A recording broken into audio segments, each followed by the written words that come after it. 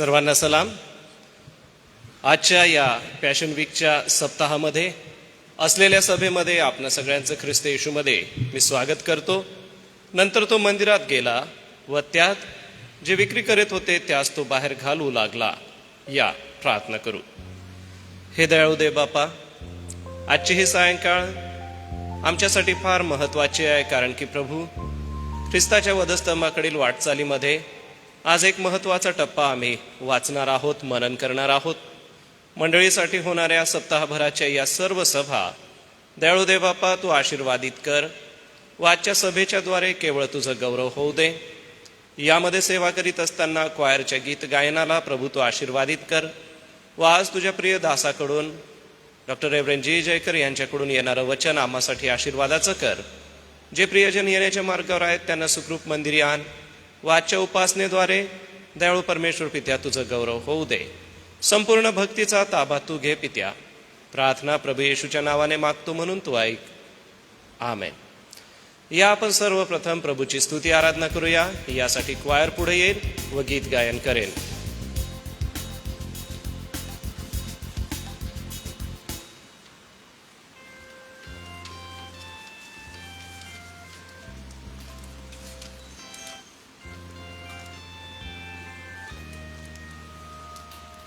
हे गीत गायन होत असताना मी उपस्थित सर्व पाळक वर्गांना विनंती करेन, कृपया आपण पुढे येऊन बसावं.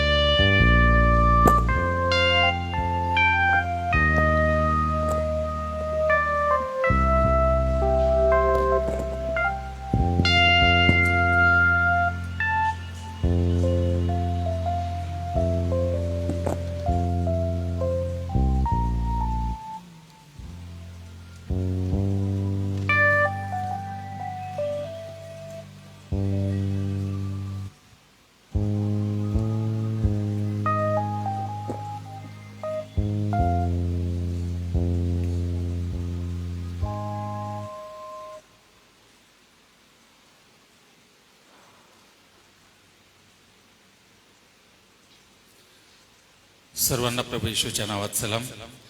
दुःख सहनाचा हा सप्ताह आपण सर्व एकत्र येऊन संपूर्ण आठवडाभर परमेश्वराच्या सानिध्यात घालवणार आहोत आणि त्या महान बलिदानाबद्दल अनेक महत्त्वपूर्ण आणि महान गोष्टी आम्हाला प्रभूच्या वचनातून उमगणार आहेत. आणि म्हणून या सर्व गोष्टींसाठी आम्ही स्वतःची तयारी करत असताना ती जी महान योजना परमेश्वराने आम्हा मानवाच्या जीवनात पूर्ण केली, त्या येशूच्या बलिदाना संबंधाने आम्ही सुंदर गीत या ठिकाणी गाणार आहोत. कारण आमच्या येशूसारखा दुसरा कोणीही नाही. यीशु मसीह तेरे जैसा है कोई नहीं, तेरे चरणों में झुके आसमां और महिमा गाए जमीन.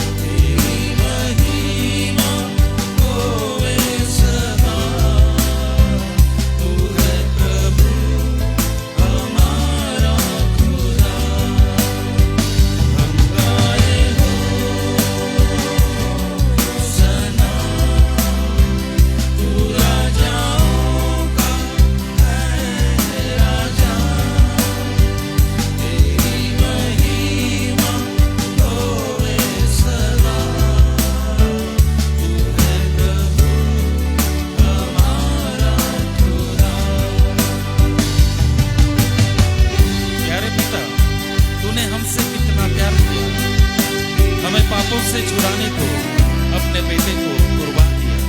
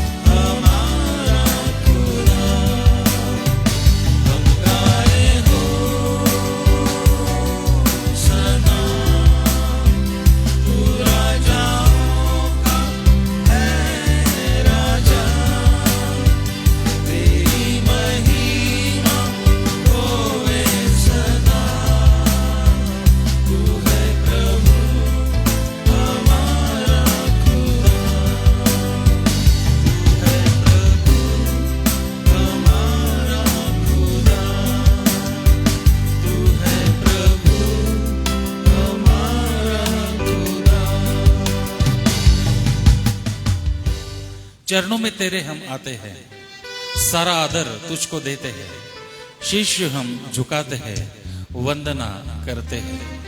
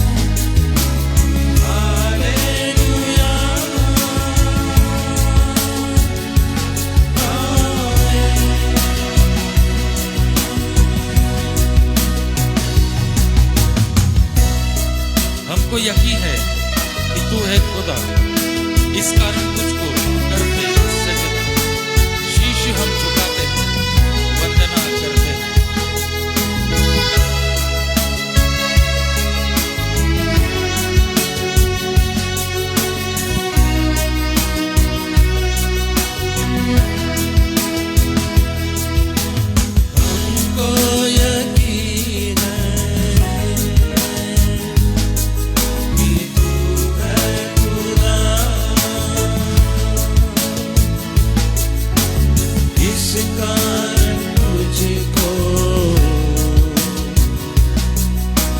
करते सजदा, हमको यकीन है कि तू है खुदा। इस कारण तुझको करते सजदा, शीश हम झुकाते हैं, वंदना करते हैं। शीश हम झुकाते हैं, वंदना करते हैं। हालेलुया, हालेलुया,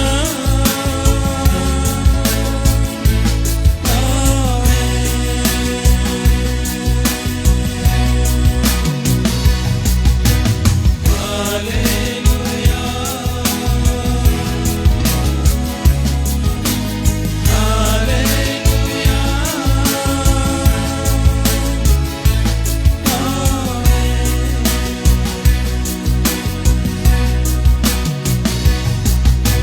धन्य तुझे हम कहते हैं आज, सारे जहां का है तू सरताज।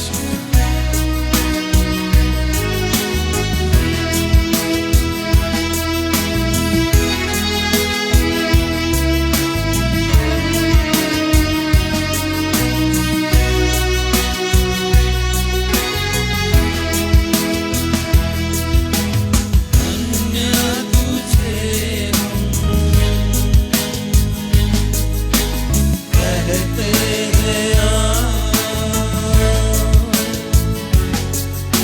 सारे जहां का है तू सरदार। धन्य तुझे हम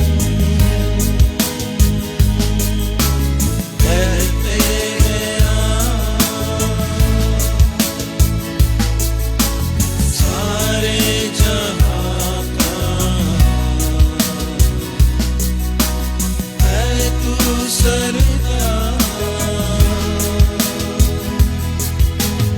एक हम चढ़ाते हैं, वंदना करते हैं। एक हम चढ़ाते हैं, वंदना करते हैं। चरणों में तेरे हम आए हैं, सारा आदर तुझको देते हैं। चरणों में तेरे हम आए हैं, सारा आदर तुझको देते हैं। शीश हम झुकाते हैं, वंदना करते हैं। शीश हम झुकाते हैं, वंदना करते हैं। हालेलुया, हालेलुया,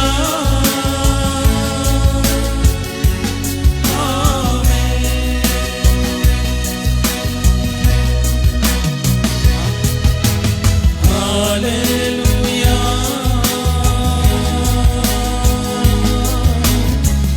हालेलुया,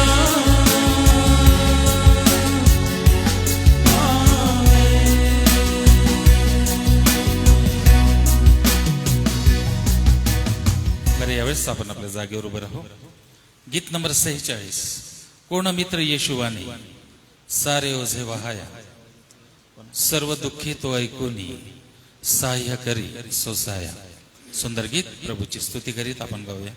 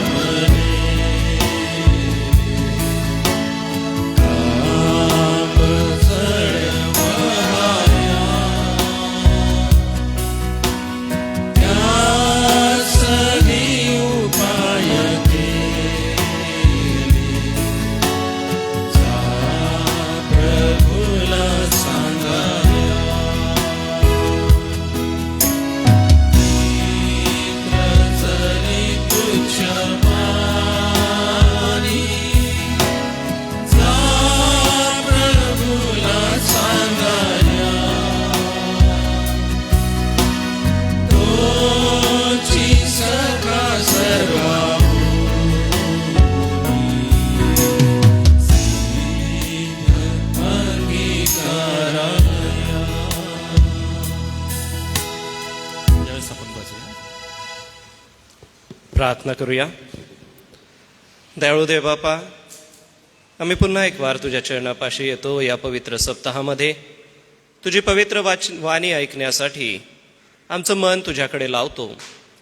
आज तुझ्या प्रियदासाकडून वचन येत असताना बोलण्यास रेव्हरंड जयकर यांना तुझी कृपा दे व त्यांच्याकडे जे पवित्र वचन आम्हाकडे येईल व ज्या शास्त्र भागावर आज आम्ही मनन करणार आहोत त्यातून समजून घेण्यास प्रभू तुझी कृपा आम्हाला दे.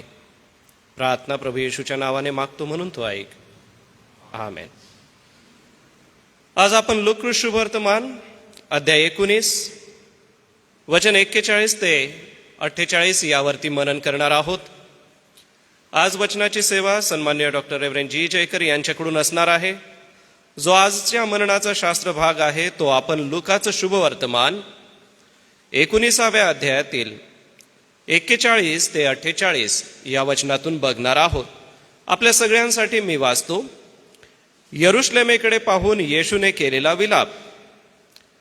मग तो शहराजवळ आल्यावर त्याच्याकडे पाहून त्याकरिता रडत रडत म्हणाला, जर तू निदान आज शांतीच्या गोष्टी जाणून घेतल्या असत्या तर किती बरे झाले असते. परंतु आता त्या तुझ्या दृष्टीपासून गुप्त ठेवण्यात आल्या आहेत. कारण पुढे तुला असे दिवस येणार आहेत की त्यात तुझे शत्रू तुझ्या भोवती मेंढेकोट उभारतील व तुला वेढतील. तुला चहूकडून कोंडमारा करतील. तुला व तुझ्या मुलाबाळांना धुळीस मिळवतील आणि तुझ्यामध्ये चिऱ्यावर चिरा राहू देणार नाहीत. कारण तुझ्यावर कृपादृष्टी केल्याचा समय तो ओळखला नाहीस. येशू मंदिराचे शुद्धीकरण करतो. नंतर तो मंदिरात गेला व त्यात जे विक्री करत होते त्यास तो बाहेर घालवू लागला आणि त्यांना म्हणाला, माझे घर प्रार्थनेचे घर होईल असा शास्त्रलेख आहे. परंतु त्यांनी त्याची तुम्ही लुटारूंची गुहा केली आहे. तो मंदिरात दररोज शिक्षण देत असे. पण मुख्य याजक, शास्त्री व लोकांचे पुढारी त्याचा घात करण्यास पाहत असत. तरी काय करावे हे त्यास सुचेना, कारण सर्व लोक त्याचे मन लावून ऐकत असत. देवबाप ही वचने आशीर्वादित करो. मी सन्मान्य रेव्हरंड जी जयकर पाळक साहेबांचं स्वागत करतो आणि वचनाच्या सेवेसाठी त्यांना पुढे आमंत्रित करतो.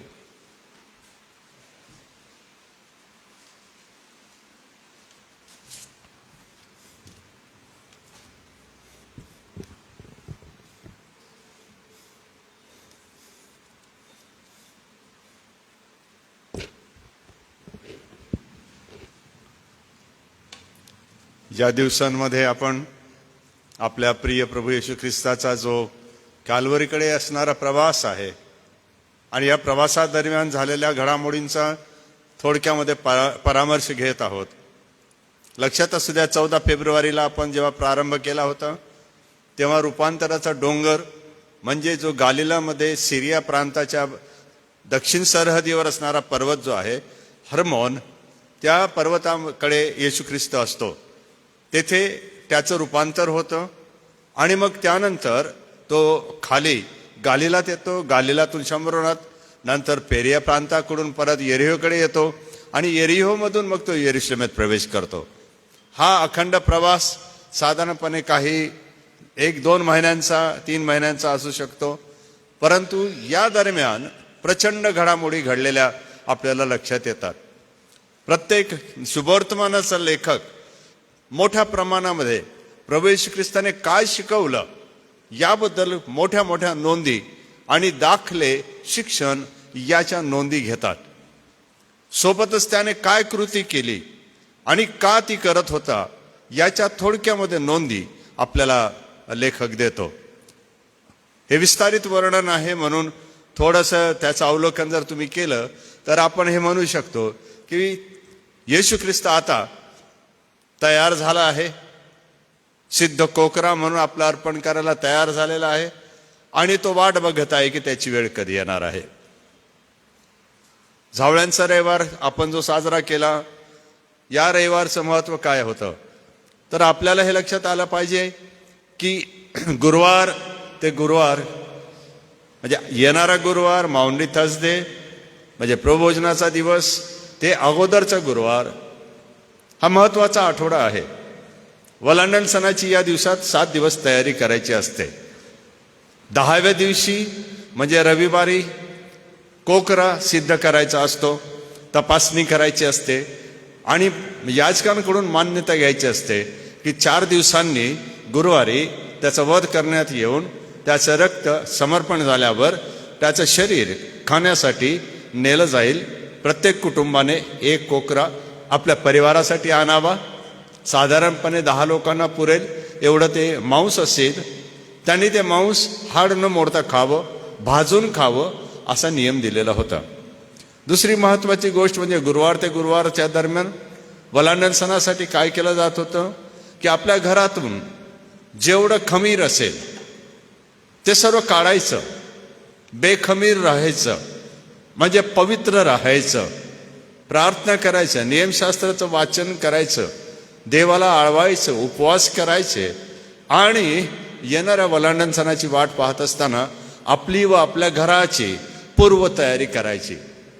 विशेषतः सायंकाळच्या वेळेला अर्पण झाल्यावर 3 ते 6 या सायंकाळच्या वेळेनंतर प्रत्येक कुटुंब एकत्र बसून परमेश्वराची आराधना आणि भक्ती करून शास्त्र वाचन करीत असत, देवाचा धन्यवाद करीत असत आणि प्रार्थना करीत असत की देवाने त्यांची सुटका करावी, त्यांना राजा जो दिला होता तो परत द्यावा, त्यांचं राज्य त्यांना परत मिळावं आणि त्यांचं भलं व्हावं. आणि या तयारीच्या दिवसामध्ये आपल्याला दिसतो की आता प्रभू येशू ख्रिस्त निघाला होता.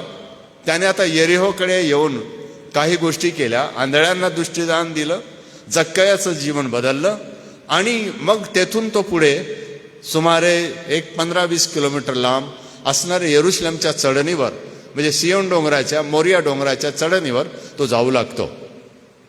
शिष्य त्याच्याबरोबर असतात आणि शिष्य ठरवतात की चला आता येशू निघाला आहे, आपण पण त्याच्याबरोबर जायला पाहिजे. परंतु प्रभू येशू ख्रिस्त मुक्काम करण्यासाठी बेथफगे आणि बेथानी ही 2 खेडी निवडतो. यरुशलेमपासून 2 ते 3 किलोमीटर अंतरावर ऑलिव्ह म्हणजे जैतुनांचा डोंगर म्हणतात त्याच्या उतरणीवर हे 2 गावं बसलेली होती. तुम्हाला ठाऊक आहे येथेच मग बेथानीमध्ये लाजाराला जिवंत केलं जातं आणि त्याला लाजाराची बहीण मरिया ही तैलाभ्यंग करते आणि त्याच्या डोक्यावर ते सुगंधी द्रव्य लावते. ही झाली घटना. आणि शनिवारी नंतर रविवारी येशू ख्रिस्त आता यरुशलेमेत येतो. मागे मी एकदा यावर बोललो होतो की ते जे सुगंधी द्रव्य आहे, स्पिकनार्ड ज्याला म्हटलेलं आहे, जटामांसीचं तेल, अतिशय मौल्यवान किमती ते होतं. ते भारताच्या उत्तरेकडील हिमालयाच्या पर्वताच्या राशींमध्ये निर्माण केलं जातं, कारण तिथे ती वनस्पती उगवते. त्याचा अर्थ फार वेगळे वेगळे आहेत, ते मी सांगत नाही. मला हे म्हणायचं की त्यामुळे ती वनस्पती आयात करून किंवा ते तेल आयात करून अतिशय श्रीमंत आणि चांगले लोक त्याचा वापर करीत होते. आणि विचार करा की येशूला त्याचा अभ्यंग झालेला होता डोक्याला, आणि जसा तो तिथून निघाला असेल त्याचा तो सुगंध दरवळत जेथे जेथे तो चालला आहे तेथे तो सुगंध त्याच्याबरोबर पण जात होता. कदाचित असं कोणी आपसामध्ये बोलत असेल की अरे येशू ख्रिस्ताच्या डोक्याला असा सुगंध कधी दरवळत नव्हता, आज असं कसं आहे, काय झालं आहे? तुम्हाला ठाऊक असू द्या, कोकऱ्याच्या बलिदानासाठी त्याला अभिषेक करण्याची गरज होत होती, म्हणून याजक त्याच्या कपाळपट्टीवर तेल लावत असत. जैतुनाचं तेल म्हणा किंवा अभ्यंगाचं तेल जे म्हटलं ते लावत असत. का तर 4 दिवस आहेत, त्या कोकऱ्याला कुठली इजा होऊ नये, विशेषतः नाकातून काही किडे त्याच्या डोक्याकडे म्हणजे मेंदूकडे वळू नयेत, जाऊ नयेत, म्हणून त्यांची निगा राखण्यासाठी अभ्यंग केला जात होता. आणि मग 4थ्या दिवशी म्हणजे 14व्या दिवशी वलांडण्याच्या सायंकाळी त्याचे अर्पण करून मांसभक्षण केलं जात होतं. अशी ही रविवारपर्यंतची ती रचना आहे आणि तेथून 4 दिवसाची रचना आहे. रविवार झाल्यावर तो बेथानीला परत जातो आणि सोमवारी म्हणजे आज पुन्हा एकदा यरुशलेमीकडे येतो. आणि त्या येताना काही गोष्टी आहेत त्या ज्या आज सायंकाळी मी आपल्यासमोर मांडू इच्छितो आणि त्याच्यातून आपण 1-2 छोटेसे धडे घेणार आहोत. सर्वात महत्त्वाची गोष्ट म्हणजे आपण हे लक्षात घेतलं पाहिजे की प्रभू येशू ख्रिस्ताला लोकांबद्दल कळवळ आहे. लोकांच्या आणि गावांच्या स्थितीबद्दल प्रभू येशूला फार दुःख होतं. लोकांचा नाश पाहून, येणारा विध्वंस पाहून प्रभू येशू ख्रिस्त रडत रडत बोलतो. हा शब्द प्रयोग 41व्या वचनामध्ये तुम्हाला वाचायला मिळतो. आणि जर शब्द घेतला रडत रडत, इंग्रजीमध्ये घेतला तर वीपिंग अँड वेलिंग असं शब्द प्रयोग आहे ग्रीकमध्ये. त्याचा अर्थ असा आहे, मोठ्या मोठ्याने येशू रडत रडत म्हणाला, असं त्याचा अर्थ आहे. काही वेळेला तो उसासे टाकून गुप्तपणे अश्रू ढाळून 2 वेळेला फक्त उल्लेख आहे की येशू रडला आणि कणून रडला, असं इब्रिकराच्या लेखकाने सांगितलं. लाजाराच्या वेळेला येशू रडला 11:35 योहानाचं शुभवर्तमान, आणि येथे येशू रडता, असं 2 वेळेला शुभवर्तमानकार सांगतात येशू रडला. लोकांची परिस्थिती अशी आली होती की त्यांची धूळदाण होणार होते आणि येशू ख्रिस्त वारंवार ते सांगत होता. आणि जर तुम्ही लेख बघितले 20व्या अध्यायापासून लुकाच्या किंवा मत्ताईच्या 21 पासून, तर ते पूर्ण खंडच्या खंड या विध्वंसाबद्दल येशू ख्रिस्त बोलतोय. आणि विशेषतः एक शब्द प्रयोग आहे की तो दररोज त्यांना शिक्षण देत असे. शिक्षण हे महत्वाचं होतं येशूसाठी.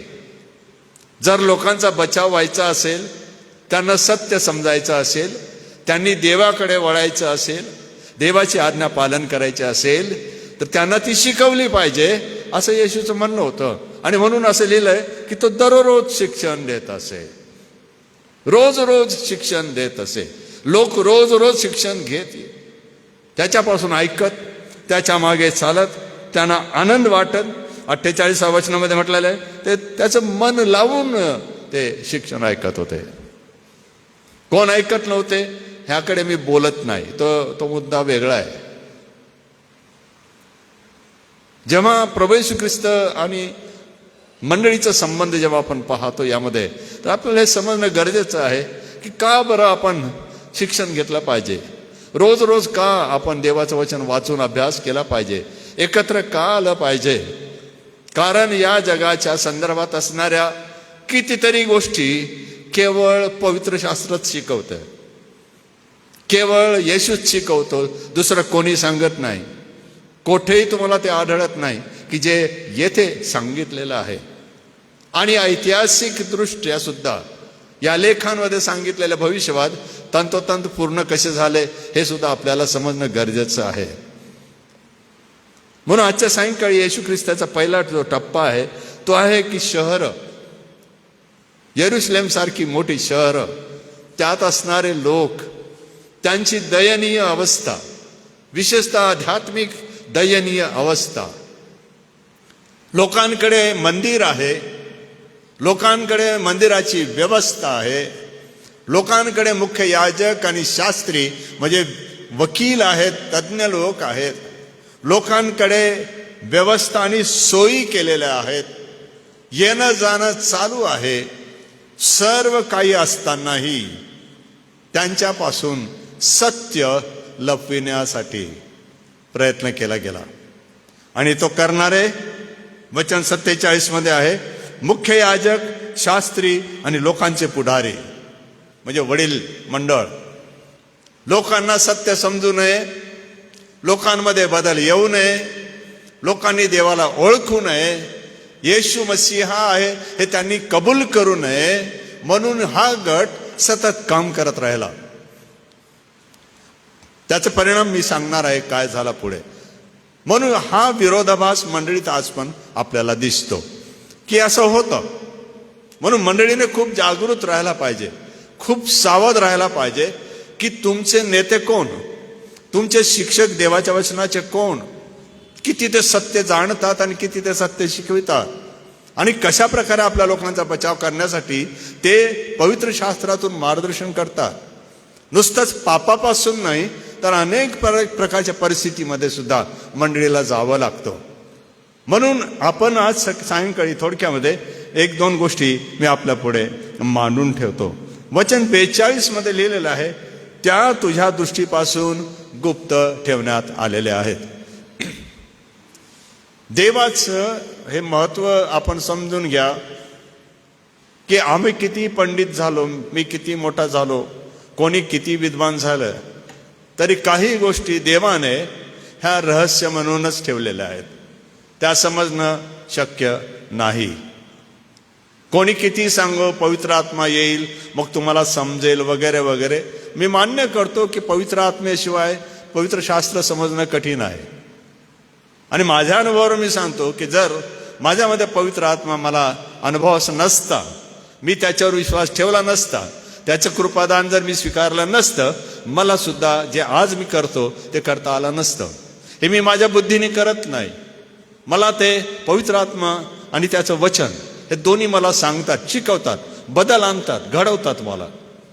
परंतु काही गोष्टी मी खूप शोधतो, मला समजत नाही. कारण काय आहे? गुप्त ठेवण्यात आलेले आहेत. दुसरी महत्वाची गोष्ट अशी की ज्या प्रगट आहेत त्या गोष्टी तर ऐकायला पाहिजे की नाही. गुप्त रहस्य नाही समजत, ठीक आहे, पण ज्या प्रगट आहेत त्याचं काय? ज्या सांगण्यात येत आहेत, समजू शकतात, ज्या दिसू शकतात त्याचं काय? वचन 43, कारण तुला पुढे असे दिवस येणार आहेत की त्यात तुझे शत्रू तुझ्या भोवती मेढे कोट उभारतील व तुला वेढतील, तुझा चौककडून कोंडमारा करतील, तुला व तुझ्या मुलाबाळांना धुळीस मिळवितील आणि तुझ्यामध्ये चिऱ्यावर चिरा राहू देणार नाहीत, कारण तुझ्यावर कृपादृष्टी केल्याचा समय तू ओळखला नाहीस. तुझे शत्रू तुझ्या भोवती.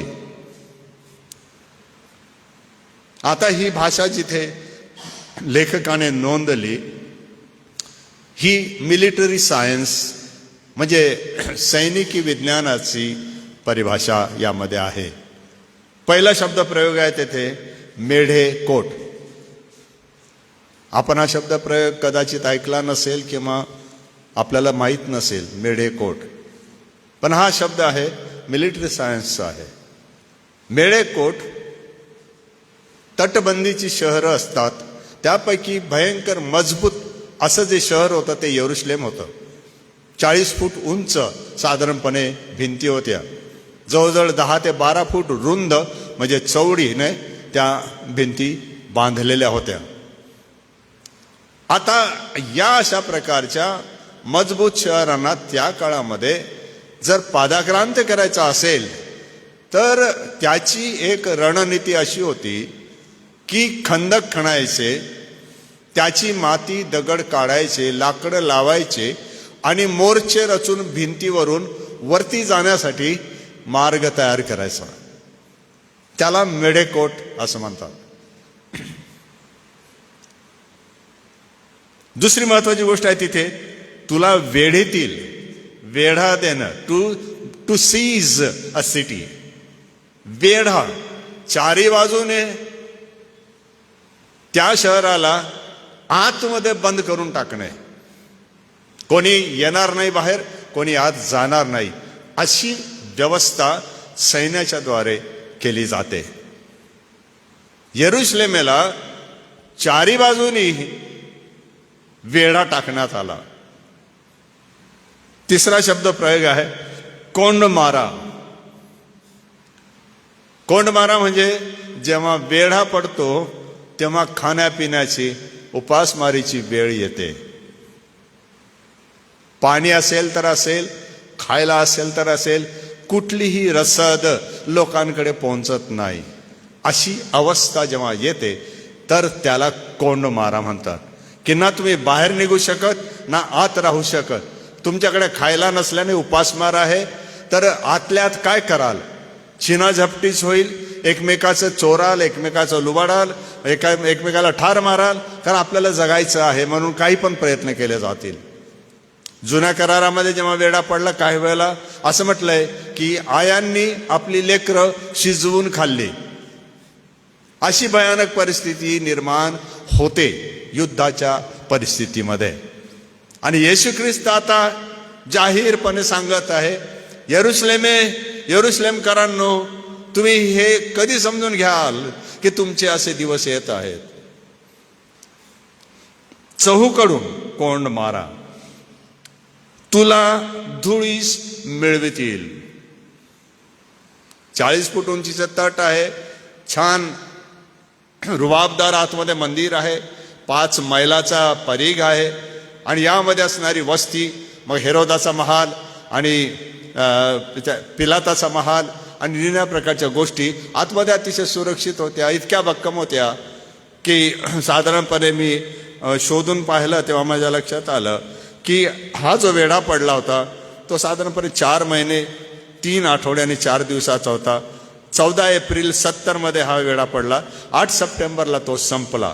आणि या दरम्यान धुळीला मिळवणं याबद्दल जो शब्दप्रयोग येशूने केला त्याचा परिणाम त्यांनी सांगितला की जे दगड बांधकामामध्ये वापरले होते, ज्याला चिऱ्यावर चिरा असं म्हटलेलं आहे, जे आयताकृती मोठे दगड साधारणपणे 3.5 मीटर उंच आणि साधारणपणे 4.5 मीटर रुंद आणि त्या एकेकाचं वजन कमीत कमी 600 टन असावं. इतके मोठे दगड होते की जे मानवी शक्ती पलीकडे होते हलवणं. वेस्पॅनियन हा जेव्हा सम्राट झाला तेव्हा त्याने आपल्या मुलाला पॅलेस्टाईनमधल्या यहुदियाला पादाक्रांत करण्यासाठी नेमलं आणि तो सेनापती बनून आला.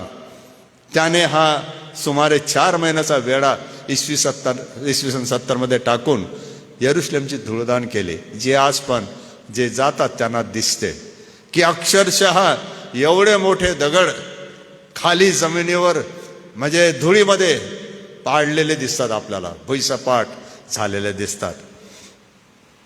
तुला धुळीस मिळवतील, तुझ्या मुलाबाळांना धुळीस मिळवतील.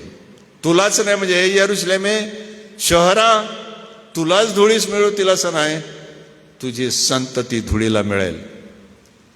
इतिहासकार योसेफ असं म्हणतो की त्यावेळेला जी अमानुष कत्तल झाली यहुद्यांची, तर त्यावेळेला एकही झाड उरलं नाही की ज्याच्यावर कोणाला खिळलं गेलं नाही, मारलं गेलं नाही.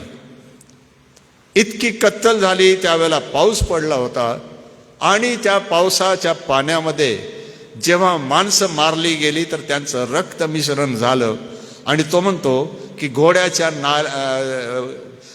गळ्यापर्यंत हे पाणी होतं, म्हणजे रक्ताचं पाणी. इतकं प्रचंड कत्तल त्यावेळेला झाली होती. या सणासाठी पुढे सुद्धा लाखो लोक येत होते. येशूच्या वेळेला सुमारे 20 लाख लोक आलेले होते. ही संख्या पुढे वाढत गेली.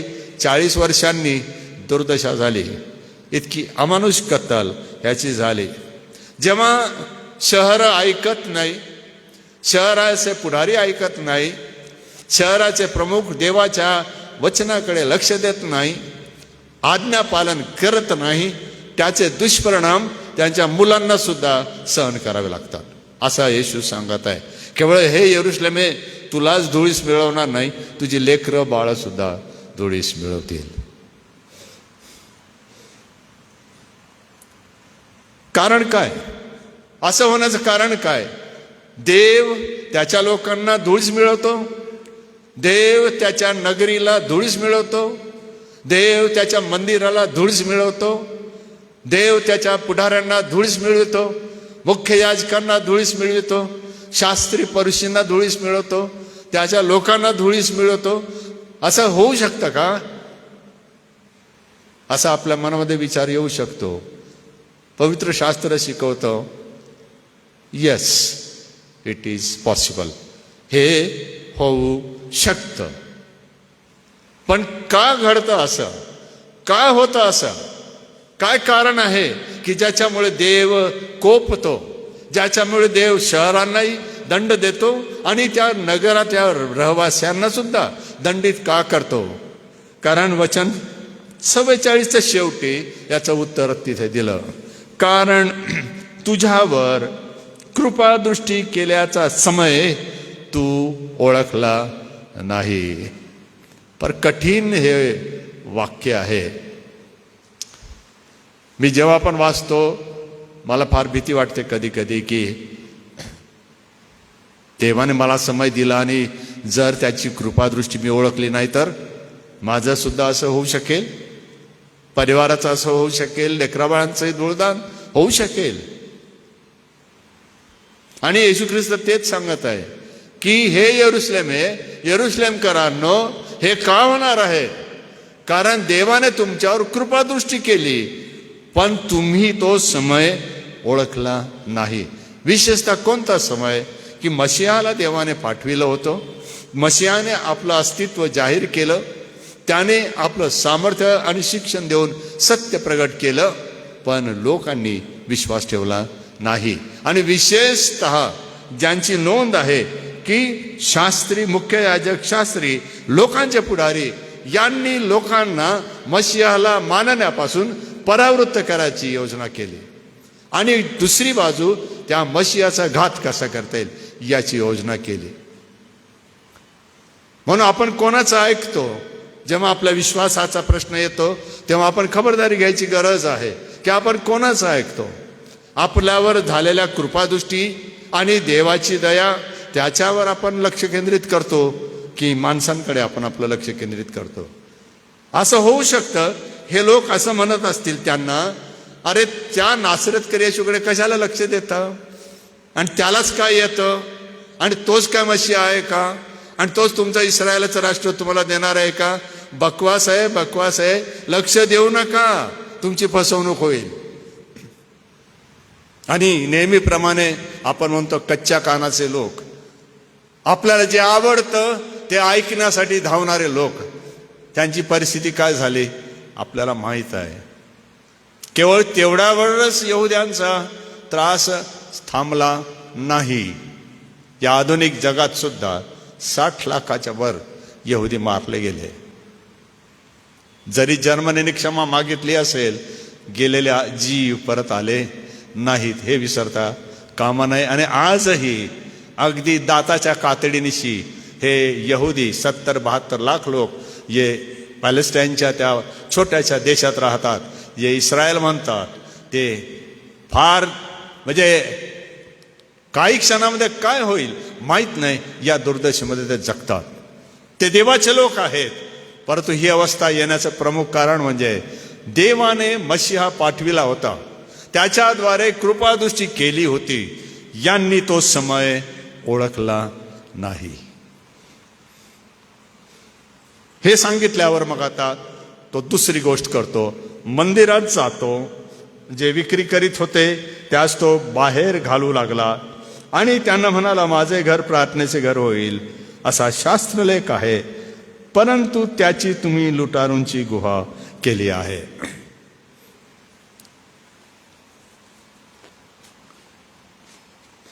हा भविष्यवाद आहे. यशया 56:7 मध्ये, इर्मया 7:11 मध्ये तुम्हाला हा भविष्यवाद वाचायला मिळतो. पण महत्वाचं काय आहे इथे? माझे घर प्रार्थनेचे घर होईल. संदेष्टा यशया 700 वर्षांनी येणाऱ्या मशिहाला पाहत आहे आणि तो त्याच्याबद्दल भविष्य कथन करताना म्हणत आहे की जे मी आज बोललो, यशया म्हणतो मशिहा पण ते दुजोरा देणार आहे. यशया आणि इर्मया लोकांना सांगत होते 70 वर्षाचा बंदिवास आहे, यरूशलेमची धूळदाण होणार आहे, मंदिर ध्वस्त होणार आहे. लोक ऐकत नव्हते. बाबिलोनच्या साम्राज्याचा उदय झाल्यावर नबुकदनेस्सराने 2 वेळेला हल्ला करून यरूशलेमचा आणि विशेषतः मंदिराचा विध्वंस केला. हे फार महत्वाचं आहे. तेव्हा पण लोकांनी ऐकलं नाही. काय केलं त्यांनी? यशयाला धरलं आणि कोरड्या विहिरीत टाकून दिलं की तू जास्त बोलतोयस, आमच्या विरुद्ध बोलतोयस, देव असं करू शकत नाही. घडलं 70 वर्षाचा बंदिवास.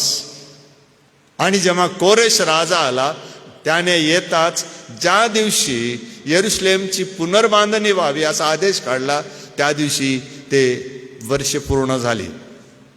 पण त्यानंतरही यरूशलेमचे यहुदी परत तसंच वागू लागले. प्रार्थनेचं घर होईल असं का म्हटलं? तुम्हाला आता चित्र दाखवायला पाहिजे होतं मला.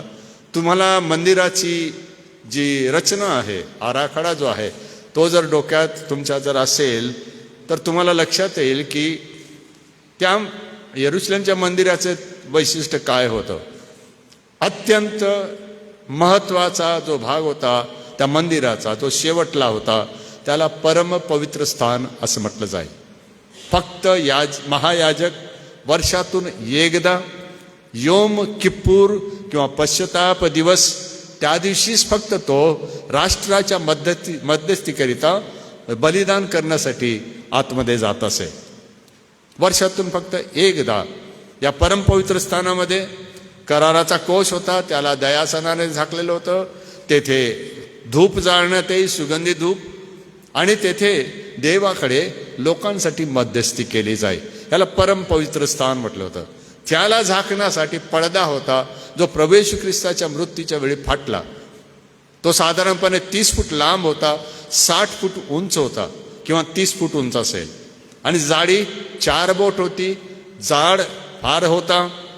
तो खालून वर फाटला असता तर समजलं असतं की माणसांनी त्याला फाडलं, पण तो वरून खाली 30 फुटापेक्षा जास्त अंतरावरून खाली तो फाटला असं लिहिलेलं आहे. हा पडदा पवित्र स्थानाला आणि परमपवित्र स्थानाला वेगळा करीत होता. पवित्र स्थानामध्ये महायाजकाला मदत करणारे याजकगण असत, पाळीपाळीने ते महायाजकाला मदत करीत असत. आणि तिसरा जो भाग होता तो होता त्यांचं प्रांगण. या प्रांगणामध्ये महिलांसाठी आणि पुरुषांसाठी वेगळी वेगळी व्यवस्था होती. आणि विशेषतः या प्रांगणाबाहेर जे विदेशीय यहुदी होते, ज्याला प्रोसेलाइट्स असं म्हणतात, यहुदीय मतानुसारी किंवा ज्यांनी यहुदी धर्म स्वीकारला किंवा जे यहुदी होते परंतु हेलेनीकरण ज्यांचं झालं, त्यांना मध्ये प्रवेश नव्हता. त्यांना बाजूला ठेवलेलं होतं त्या प्रांगणामध्ये, ज्याला कोर्ट ऑफ द जंटाईल, विदेशांचं प्रांगण म्हटलं जातं. तेथे आता येशू ख्रिस्त जातो आणि तेथे जो व्यापार भरलेला होता त्या व्यापाऱ्यांना तो तेथून बाहेर घालवण्याचा प्रयत्न करतो. हा जो परिच्छेद आहे हा ख्रिस्ती महामंडळामध्ये फार मोठ्या वादाचा परिच्छेद आहे. यामधून अनेक अतिरेकी मतवाद ख्रिस्ती लोकांमध्ये निर्माण झाले. त्यापैकी एक मतवाद असा आहे की जेव्हा मंडळीमध्ये असे भ्रष्टाचार होतात तर आपण पुढाऱ्यांना सोलून काढायला पाहिजे, झोडपून काढायला पाहिजे, त्यांच्या तंगड्या तोडायला पाहिजे, वेळ आली तर मारून टाकायला पाहिजे, कारण येशूने तसं केलं. ह्याला लिबरेशन थिओलॉजी असं म्हणतात. अपार्थाईड म्हणजे जे कृष्णवंशीयांनी जो झगडा दिला गौरवर्णियांबरोबर आफ्रिकेच्या खंडामध्ये, त्याचं मूळ कारण हे होतं की त्यांनी शेवटी काही ठिकाणी आपल्या हातात कायदा घेतला, शस्त्र घेतली आणि आपल्या लोकांना त्या गुलामगिरीतून सोडवण्यासाठी प्रयत्न करायला सुरुवात केली. काही ठिकाणी त्यांना यश आलं आणि तेथून मग ही मुक्तीची चळवळ या नावाचं तत्वज्ञान उदयास आलं. प्रभू येशू ख्रिस्त ते करत नाही, ते शिकवत नाही. त्याने दोऱ्या घेतल्या आणि त्याचा कोरडा बनवला, म्हणजे पीळ बनवून एक चापकासारखं एक गोष्ट त्याने बनवली. पण त्याने माणसांना मारलं नाही, त्याने जनावरं हाकलली, चौरंग पालथे केले, पक्षी उडून लावले, माणसांना झोडपलं नाही. सांभाळा हा साधा परिच्छेद आहे, परंतु तुमच्याकडे येणारे बोलणारे ह्यांचं तत्वज्ञान शिका. ज्या वेळेला ते म्हणतील की झोडा मोडा तोडा फोडा, काय करू घाबरू नका, देव आपल्या बरोबर आहे, काय नाही, येशूने केलं आपण करूया, सांभाळा, हे तत्वज्ञान आहे. महाराष्ट्रात आहे, प्रचारक बोलतात, काही पाळक स्वार्थिक पण बोलू शकतात. येशू तसं करत नाही. तो काय म्हणतो, ही जागा कशासाठी दिली, का बरं मोशेने दिली, इथून काय व्हायला पाहिजे, प्रार्थना व्हायला पाहिजे. जर प्रार्थना व्हायची असेल तर जागा पाहिजे. कोणासाठी आहे ही जागा, जे विदेशीय यहुदी आहेत, परराष्ट्रीय आहेत, यहोवाला मानणारे आहेत, त्यांना येता यावं आणि तेथून मंदिराकडे तोंड करून प्रार्थना करता यावे. ही त्यांच्यासाठी ठेवलेली जागा आहे. व्यापाऱ्यांनो, तुम्हाला हा अधिकार कोणी दिला? Give space to those people who must be praying to Jehovah. लोकांना त्यांची जागा द्या, का की त्यांना प्रार्थना करता यावे. हे तेथे आहे. म्हणून म्हटलंय की माझं घर काय म्हणतील? प्रार्थनेचं घर म्हणतात. तुम्ही लुटारूंची गुहा केली आहे. लोक फक्त प्रार्थनेचं घर आणि लुटारूंची गुहा. मग लुटारू कोण? मग पुढारी. असं गृहीत धरतात आणि मग आपणच वक्ते बोलवायचे आणि त्यांनीच आपल्या डोक्यात मारायचं, अशी परिस्थिती होते. म्हणून हे परिच्छेद जेव्हा आपण अभ्यास करतो, वाचतो, सांभाळा, लक्ष द्या. येशूचा उद्देश आहे ही जागा जी व्यापाऱ्यांनी व्यापली होती ती परराष्ट्रीयांच्या प्रार्थनेचं ठिकाण होतं. ती व्यापली गेल्यामुळे त्यांना तेथे जागा नव्हती प्रार्थना करायला. मग येशू काय करतो? तो म्हणतो ठीक आहे, मी त्यांना हाकलतो तिथून, या आणि तुमच्या देवाची प्रार्थना येथे करा. कारण सण आलेला आहे म्हणून. हे फार महत्वाचं सत्य येशू तेथे शिकवतो. आणि शेवटी हे सर्व करत असताना तो दररोज मंदिरामध्ये शिक्षण देतो आणि लोक त्याचं मन लावून ऐकतात. कारण येशूने ही जी कृती केली ही रागाच्या भरात केली नाही, बंडखोरी म्हणून केली नाही, त्याला वाटलं म्हणून केले नाही. त्याला आवेश होता, कारण हे माझ्या बापाचं घर आहे आणि त्याचं म्हणणं एकदम बरोबर आहे. त्याच्या बापाचं घर का बरं आहे? ते एक म्हणजे तो देव आहे आणि देवाचा पुत्र आहे म्हणून, पण परंतु दावीद त्याचा बाप आहे, त्यांनी हे मंदिर बांधलं होतं आणि मी त्याचा उत्तराधिकारी आहे, हे मी सहन करू शकत नाही. माझ्या बापाच्या घरात हे चालणार नाही, असं येशू म्हणतो. लोकांनी त्याला का बरं विरोध केला नाही? तेथे विरोध केलेला दिसत नाही. लोकांनी ऐकलं, व्यापाऱ्यांनी ऐकलं, तेथून त्यांनी अंग काढून घेतलं आणि येशूला काही न बोलता चुपचाप ते केले. कारण त्यांना समजून चुकलं होतं. येशू कोण आहे? दाविदाचा पुत्र. कशावरून समजलं त्यांना? कारण रविवारी घोषणा झाल्या होता, हा कोण आहे? हा दाविदाचा पुत्र, होसाना. होसाना म्हणजे काय? हे परमेश्वर यहोवा, तू आम्हाला वाचव, तू आम्हाला सोडव, आमचं राष्ट्र आम्हाला परत दे, आमच्या अपराधांची आम्हाला क्षमा कर, आम्हाला तू आपल्या जवळ घे, आम्हाला सुख आणि शांती दे, शत्रूंपासून आमची सुटका कर. म्हणून हा शब्द प्रयोग आहे होसान्ना. आपण म्हटलं होसान्ना, होसान्ना, दाविदाच्या पुत्राला होसान्ना, ही आपण बनवलेली घोषणा आहे. पण होसान्ना म्हणजे देवाला केलेली आरोळी होती की देवा तुझा मशिहा पाठवला आहेस, आता आमची सुटका होऊ दे. सुटका झाली का? आपल्याला ठाऊक आहे. उलट ते जे वचन 47 मध्ये सांगितलं, येशूचा घात करण्यासाठी ते लोक तयार झाले आणि त्यांनी शेवटी त्याच्याच एका मित्राकडून त्याला धरून दिलं आणि मारण्यासाठी कपटाने योजना केली. शेवटली अंतिम महत्वाची गोष्ट ही आहे की प्रभू येशू ख्रिस्त स्वतः आता हे समजून चुकलं आहे की त्याची मरणाची वेळ जवळ आलेली आहे आणि म्हणून तो अधिकाधिक शिक्षण देतो, अधिकाधिक तो समजून सांगतो. तुम्ही जर पुढे वाचाल तर तुम्हाला खूप काही त्याने सांगितलेलं आहे. आणि 21वा अध्याय वचन 27-37 मध्ये पुन्हा एकदा तो तसंच म्हणतो की तो दिवसा मंदिरात शिक्षण देत असे, रात्रीच बाहेर जाऊन जैतुनांचा डोंगर म्हणतात त्यावर राहत असे. सर्व लोक त्याचे ऐकण्यास मोठ्या पहाटेस त्याच्याकडे मंदिरात येत असत. कमाल आहे प्रभू येशू ख्रिस्ताची. तर एवढ्या सर्व परिस्थितीमध्ये तो देवाच्या राज्याचं शिक्षण देत राहिला. त्याला हे ठाऊक होतं, जर आपल्या लोकांची सुटका व्हायची असेल, देवाचं वचनाचं सत्य आपल्या लोकांना समजलं पाहिजे आणि त्याची प्रत्येक कृती त्या सत्याच्या समर्थनार्थ तो करतो, भविष्यवाद पूर्ण होण्यासाठी करतो. आणि म्हणून आजचा दिवस हा असा आहे. आणि त्यामध्ये ज्या घडलेल्या ऐतिहासिक घडामोडी आहेत त्याला सांगायला आपल्याला वेळ नाही, आपला तो विषय नाही. परंतु एक महत्त्वाची गोष्ट ही आहे की यहुद्यांनी या टायटस नावाच्या सेनापतीचा प्रचंड विरोध केला. त्याचा हल्ला परतवून लावण्यासाठी त्यांनी अतिशय प्रयत्न केले. परंतु त्यांच्या लक्षात हे आलं नाही की एक नवीन प्रकारची रणनीती या सैन्याने अवलंबली आहे जी त्यांच्या डोक्यात कधी आली नव्हती.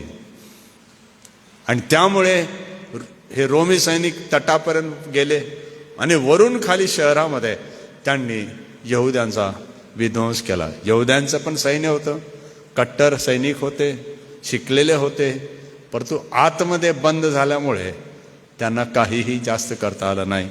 हे शहर बेचिराग करण्यात आलं कारण या शहराने कृपादृष्टी केल्याचा समय ओळखला नाही. आपल्या पुढे जिवंत उदाहरण आजही आहे. ते लोक वाईट आहेत असं नाही, नाही नाही, यहुदी लोक देवाचे प्रिय लोक आहेत, त्याचे निवडलेले लोक आहेत, देवाने अब्रामाच्या द्वारे आशीर्वादित केलेले लोक आहेत. परंतु म्हणून त्यांनी गृहीत धरून घेतलेलं आहे अब्राम आमचा पिता असल्यामुळे आम्ही काही केलं, कसंही वागलो, कसंही जगलो तर परमेश्वर आम्हाला सोडणार नाही. परंतु येशू त्यांना इशारा देऊन म्हणतो ते दिवस येत आहे का, कारण तुझ्यावर कृपादृष्टी केल्याचा समय तू ओळखला नाही. आणि आज सायंकाळी हाच माझा सारांश आहे.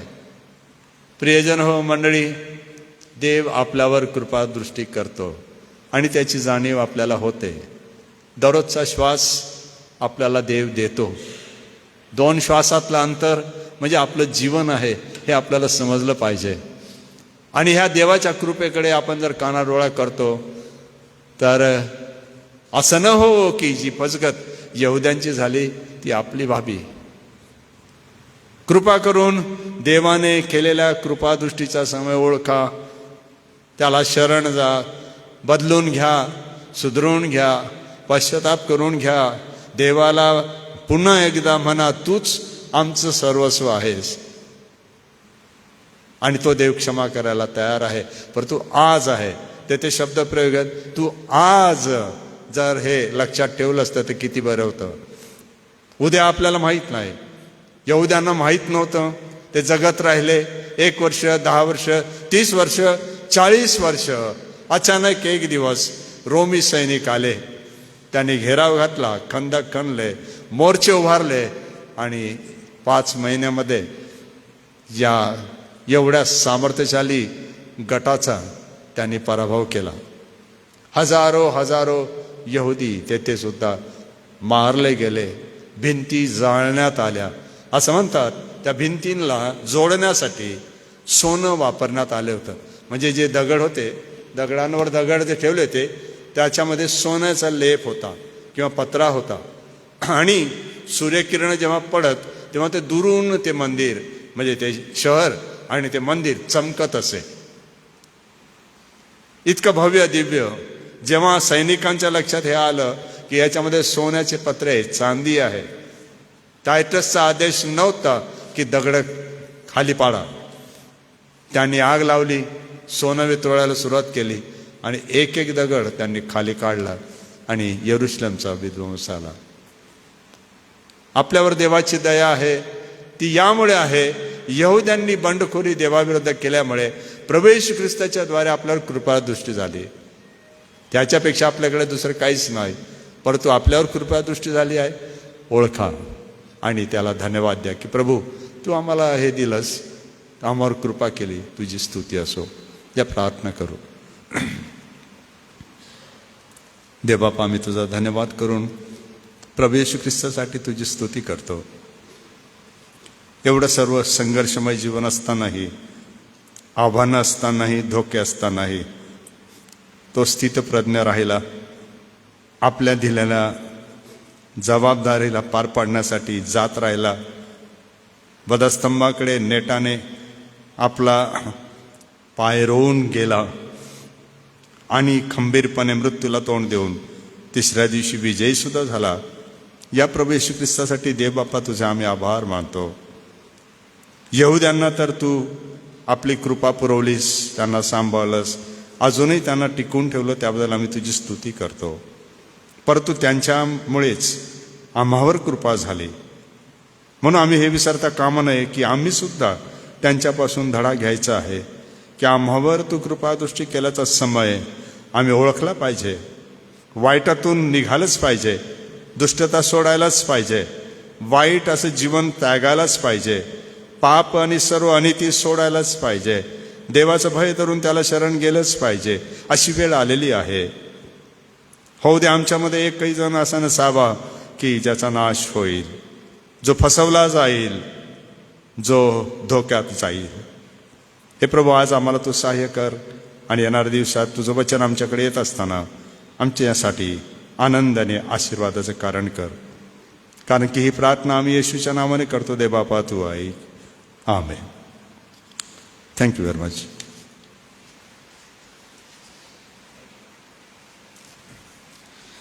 प्रियजन हो, आज म्हटलेला समय आहे आणि आज म्हटलेल्या या समयामध्ये आम्ही प्रभूला ओळखून घेऊया व आजच्या या आव्हानपर पवित्र वचनाकडे जात आपल्या मनाला प्रभूच्या ठाई पुन्हा एक वार एकत्र करूया. मी परमेश्वराचा आभार मानतो आणि पाळक साहेबांचं मनपूर्वक आभार मानतो आजच्या वचनाच्या सेवेसाठी. प्रियजन हो, उद्यासाठी सूचना आहे. उद्या सकाळी 10 वाजता ज्या विद्यार्थ्यांचे बाप्तिस्म्याचे पेपर राहिलेले आहेत त्यांनी आपल्या पालकांसोबत परीक्षेसाठी या ठिकाणी चर्चमध्ये सकाळी 10 वाजता यायचं आहे. लेकरांनी पेपर लिहिले, काहींची उत्तरं बाकी आहेत, त्यांनी उद्या पण लिहायची आहेत. तर या सूचनेकडे लक्ष देऊन सकाळी 10 वाजता उपस्थित राहायचं आहे. उद्या मंगळवार 26 तारीख सायंकाळी 7 वाजता आपली नियोजित भक्ती चर्चमध्ये होईल आणि रेव्हरेंड जे.एच. पठारे पाळक साहेब हे वचनाची सेवा उद्या सायंकाळी करतील. सोबतच प्रियांनो, आजारी प्रियांसाठी आपण प्रार्थना करूया. त्यामध्ये अशोक सिंपी सर आहेत आणि पास्टर राजीव मार्गे आहेत. प्रभुदेव बाप या प्रियांना आरोग्य देव.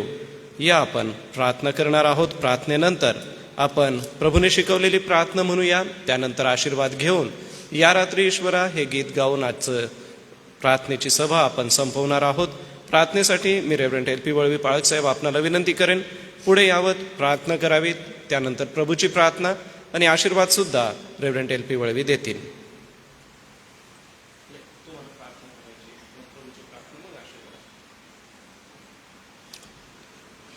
प्रार्थना करू आपण. पवित्र, सर्वशक्तिमान, सर्वसमर्थ आमच्या प्रेमळ पित्या, आजच्या समयी आम्ही तुझ्या वचनाबद्दल धन्यवाद देतो. जे वचन प्रभू या समयामध्ये तू आपल्या लोकांसमोर ठेवलेला आहे. प्रभू, तू रडावं अशी परिस्थिती त्या लोकांची, निवडलेल्या लोकांची, त्या राष्ट्राची झाली, कारण ते वारंवार तुझ्यापासून, तुझ्या उद्देशापासून भटकले. आणि प्रभू येशू, त्या राष्ट्रामध्ये तू प्रगट झाला आणि त्यानंतर त्यांना प्रभू बाजूला करण्यात आलं. आणि प्रभू, ह्या प्रसंगामध्ये ज्यावेळेस तुझे लोक तुझ्या ध्येयापासून, उद्देशापासून दूर जातात, त्यावेळेस प्रभू एक न्याय येणार, तो अतिशय कठीण येणार. आणि म्हणून प्रभू, आम्ही पाहतो इतिहासामध्ये या सर्व गोष्टी घडलेल्या आहे. या सर्व गोष्टी आमच्या जीवनासाठी, बोधासाठी ठेवलेल्या आहे. जे आमचं अंतःकरणरूपी मंदिर, यामध्ये जर त्या भौतिक मंदिरामध्ये असलेल्या सर्व प्रकारच्या तुला न आवडणाऱ्या गोष्टी होत्या आणि ते तुझ्या उद्देशापासून भटकले आणि म्हणून त्या राष्ट्राचा, मंदिराचा नाश झाला. हो प्रभू, आमचं शरीर, आमचं मन तुझं मंदिर आहे आणि या ठिकाणी पवित्र आत्म्याच्याद्वारे तुझी सदैव उपस्थिती, तुझे स्वर्गीय विचार, तुझी स्वर्गीय समक्षता आमच्या विचारामधून, वर्तनक्रमामधून सदैव पडू दे. यासाठी की प्रभू, या वचनाचे योगे आम्ही प्रकाशित व्हावे, यासाठी हे तुझं वचन आहे. आणि तुझ्या दासाबद्दल मी धन्यवाद देतो, जे इतिहासामधलं सर्व काही प्रभू ज्या गोष्टी अगदी सविस्तर रीतीने ठेवलेल्या आहेत. हो प्रभू, मी प्रार्थना करतो, ज्या बंधूसाठी प्रार्थनेचं विनंती प्रभू या ठिकाणी समोर ठेवण्यात आलेली आहे, जे आजारी आहेत, त्यांना तुझ्या दयेची आणि कृपेची गरज आहे. त्यांना तू आपली दया आणि कृपेचा हात लांब कर. त्यांना तू आरोग्य दे अशी मी प्रार्थना विनंती करतो. पुन्हा सुंदर सहभागितेबद्दल जे आम्ही तुझ्या दुःखाच्या बद्दल प्रभू गंभीर रीतीने विचार करीत असताना पवित्र आत्मे आम्हाला ही शक्ती आणि ही कृपा तू पुरव, ही विनंती प्रभू येशूच्या नावात मागतो म्हणून तू ऐक. आमेन. आपण प्रभूने शिकवलेली प्रार्थना म्हणूया. हे आमच्या स्वर्गातील पित्या, तुझे नाव पवित्र मानिले जाओ, तुझे राज्य येऊ, जसे स्वर्गात तसेच पृथ्वीवरही तुझ्या इच्छेप्रमाणे हो. आमची रोजची भाकर आज तू आम्हास दे, आणि जसे आम्ही आमच्या ऋण्यास ऋण सोडितो तसेच तू आमची ऋणे आम्हास सोड, आणि आम्हास परीक्षेत आणू नकोस, तर आम्हा सर्व वाईटापासून सोडील. कारण की राज्य, सामर्थ्याने गौरव ही सर्व काळ तुझीच आहे. आपण सर्व उभं राहूया आणि आशीर्वाद घेऊ. आता आपल्या प्रभू येशू ख्रिस्ताची कृपा, देवबापाची महान प्रीती, पवित्र आत्म्याची गोड सहभागिता, इथे जमलेले सर्व तुझे प्रिय आणि पवित्र जन, देवाची मंडळी आणि प्रभू तुझे निवडलेले राष्ट्र इस्रायल याबरोबर प्रभू येशू तू येईपर्यंत सो. आमेन.